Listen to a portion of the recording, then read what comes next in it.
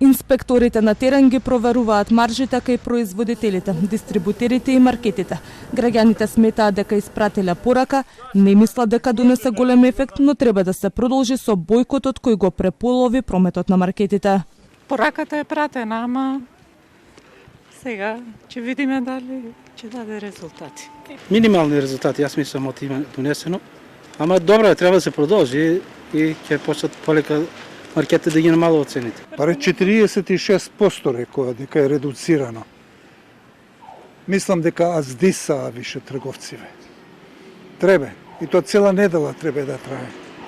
Државните инспектори се уште прават проверки на терен, а поради како што велат обемната анализа, очекуваат деновиве да излезат со конечни информации за тоа дали и колку трговците се придружувале кон цените.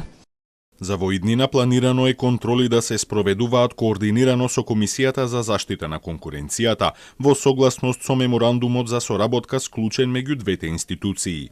Управата за јавни приходи објави дека 8 најголеми трговски ланци во петокот поради бојкотот имале промет од 114 милиони динари, за разлика пак од четвртокот и претходниот петок кога трговците заработиле речиси двојно поголем промет од околу 213 милиони динари.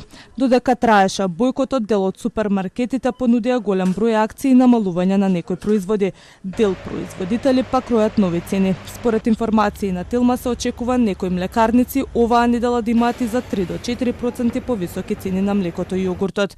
Последните податоци на Државниот завод за статистика покажаат дека последните 3 години храната поскапела за 36%, основните продукти како лебот поскапел за над 40%, месото над 36%, млекото, сирењето и јајцата за 39%, овошјето за 33%, а зеленчукот за над 44%. На социјалните мрежи граѓаните повикуваат за нов бојкот в петок, насловен како Црн петок за маркетите.